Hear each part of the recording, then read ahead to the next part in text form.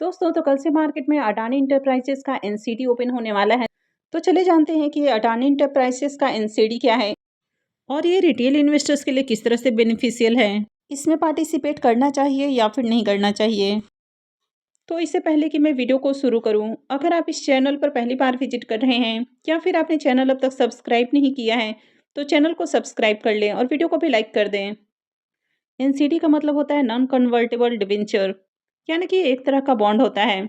तो ये जो बॉन्ड है ये अडानी इंटरप्राइजेस की ओर से लाया जा रहा है, यानी कि अडानी इंटरप्राइजेस का ये एनसीडी है। अब बॉन्ड की अगर सिक्योरिटी की बात करें तो ये सिक्योर्ड है, रिडीमेबल है, यानी कि इनको रिडीम किया जा सकता है।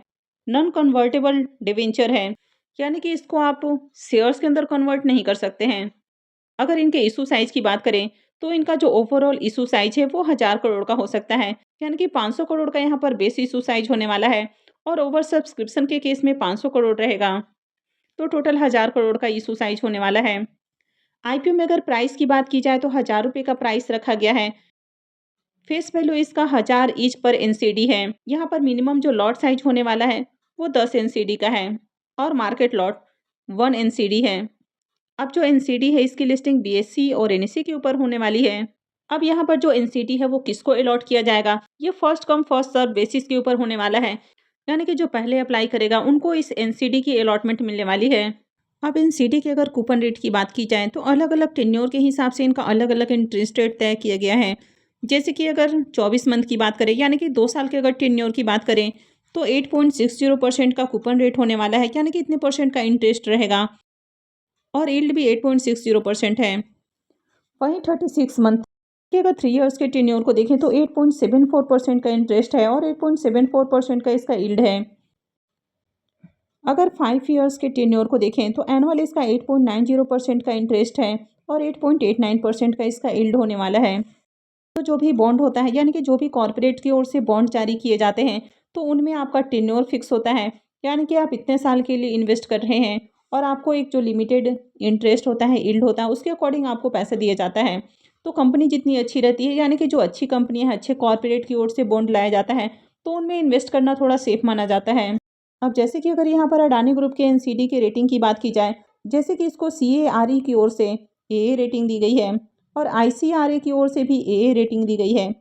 अब जो ए रेटिंग होता है ये थोड़ा ज़्यादा सिक्योर होता है, यानी कि स्टेबल होता है और यहाँ पर आपका जो रिस्क है वो थोड़ा सा कम होता है एज कम्पेयर इससे जो कम रेटिंग वाले बॉन्ड होते हैं, जैसे कि बी होता है, सी होता है, यानी कि जितना ज़्यादा उनका रेटिंग आपको डाउनग्रेड देखने को मिलेगा उनमें रिस्क उतना ज़्यादा हाई होता है। यहाँ पर जो बॉन्ड लाया जा रहा है तो इसकी रेटिंग डबल ए है, यानी कि ये जो बॉन्ड है थोड़ा लो रिस्क वाला और स्टेबल बॉन्ड है, यानी कि इसमें आपका पैसा वापस आने का चांस ज़्यादा है।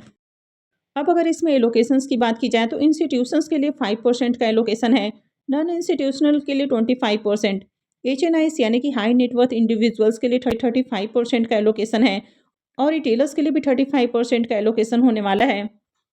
अब ये जो एनसीडी है ये अडानी इंटरप्राइजेस की ओर से लाया जा रहा है। अडानी इंटरप्राइजेस अडानी ग्रुप की एक फ्लैगशिप कंपनी है, यानी कि एक लीडिंग कंपनी है जो कि एनर्जी और इंफ्रास्ट्रक्चर से रिलेटेड काम करती है। अब इनका जो बिजनेस है ये काफ़ी डाइवर्सिफाई है, जैसे कि ये एनर्जी इंफ्रास्ट्रक्चर, इसके अलावा ट्रांसपोर्टेशन और लॉजिस्टिक्स से भी रिलेटेड कंपनी काम करती है और इनके कई सारे बिजनेसेस हैं। अगर एनर्जी और यूटिलिटी से रिलेटेड कंपनी के बिजनेस को देखें तो कंपनी सोलर और विंड इक्विपमेंट्स बनाती है। इसके अलावा रिन्यूएबल पावर और ग्रीन हाइड्रो इलेक्ट्रिसिटी जनरेट करने का काम करती है। कंपनी ग्रीन अमोनिया, यूरिया और फर्टिलाइजर भी बनाती है और इनका बड़े पैमाने पर कंपनी एक्सपोर्ट भी करती है। अगर ट्रांसपोर्ट और लॉजिस्टिक के बिजनेस की बात करें तो कंपनी अभी 7 मेजर एयरपोर्ट्स को ऑपरेट कर रही है, यानी कि इंडिया के जो मेजर सिटीज़ हैं वहाँ पर कंपनी एयरपोर्ट मैनेज कर रही है, जिसमें मुंबई और अहमदाबाद एयरपोर्ट है और हाल ही में कंपनी ने नवी मुंबई इंटरनेशनल एयरपोर्ट को भी मैनेज करना शुरू किया है। इसके अलावा ये 17 रोड प्रोजेक्ट को भी ऑपरेट कर रही हैं। कंपनी माइनिंग और कोल मैनेजमेंट से भी रिलेटेड काम करती है, तो कंपनी कोल और आयरन ओर की माइनिंग करती है। तो यहाँ पर कंपनी के अगर ओवरऑल बिजनेस को देखें तो इनका बिजनेस काफ़ी अच्छा है। अडानी ग्रुप की मार्केट के अंदर कई सारी कंपनियां लिस्टेड हैं, जिसमें Adani port, Adani power, Adani energy solutions, Adani green energy, Adani total gas, Adani Wilmer, तो कई सारी कंपनियां मार्केट में लिस्टेड हैं। अगर इनके टोटल मार्केट वैल्यू की बात करें तो ये 13,585 बिलियन का है, यानी कि बहुत बड़ी कंपनी है। अब कंपनी अच्छी है, इनका बिजनेस अच्छा है, तो ज़्यादा चांसेस है कि जो भी पैसा यहाँ पर लगाया जा रहा है वो रिफंड हो जाएगा। अब अगर अच्छे कॉर्पोरेट बॉन्ड के अंदर इन्वेस्टमेंट किया जाता है तो ज़्यादा चांसेस है कि आपका जो इन्वेस्टमेंट है वो सेफ रहेगा, यानी कि समय पर आपके पैसे मिल जाएंगे। अगर इनके फाइनेंशियल को भी देखें, यहाँ पर फाइनेंशियल 25 और 26 के 2 क्वार्टर का फाइनेंशियल है। तो कंपनी के एसेट को देखें तो फाइनेंशियल 25 में कंपनी का एसेट 1,98,000 करोड़ का है और 26 के 2 क्वार्टर में 2,21,00,000 का इसका एसेट हो चुका है।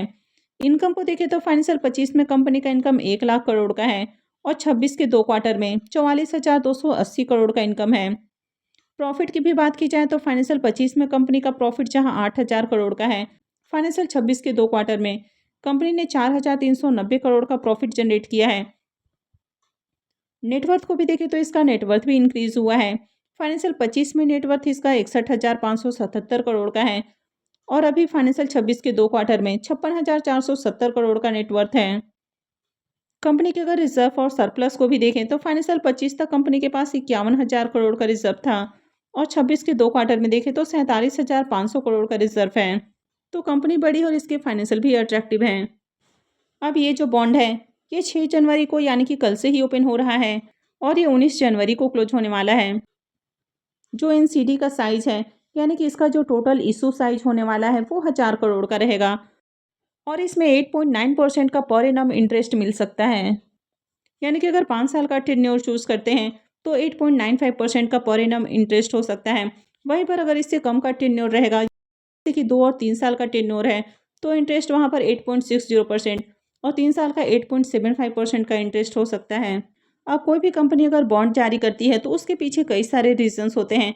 तो यहाँ पर कंपनी बॉन्ड से जो पैसे रेज करने वाली है तो उसका यूज कंपनी कर्ज का भुगतान के लिए करने वाली है और इसके अलावा जनरल कॉर्पोरेट पर्पस के लिए यूज किया जाएगा। अडानी इंटरप्राइजेस की ओर से लाया गया तीसरा डेट इशू है। इससे पहले भी कंपनी 2 बार ऑलरेडी डेट इशू ला चुकी है। तो पहली बार कंपनी ने सितंबर 2024 में डेब्ट बॉन्ड लाया था और उसके बाद जुलाई 2025 में इनकी ओर से दूसरी बार डेट बॉन्ड लाया गया और ये तीसरी बार है जब कंपनी अपना बॉन्ड लेकर आ रही है। अब अगर इनकी रेटिंग को देखें तो AA की रेटिंग है, यानी कि स्टेबल बॉन्ड होने वाला है। इसमें रिस्क आपका थोड़ा कम रहेगा। ये वीडियो किसी भी तरह का रिकमेंडेशन नहीं है। हालांकि मार्केट में आप कहीं भी इन्वेस्टमेंट करते हैं तो वहाँ पर रिस्क तो होता ही है।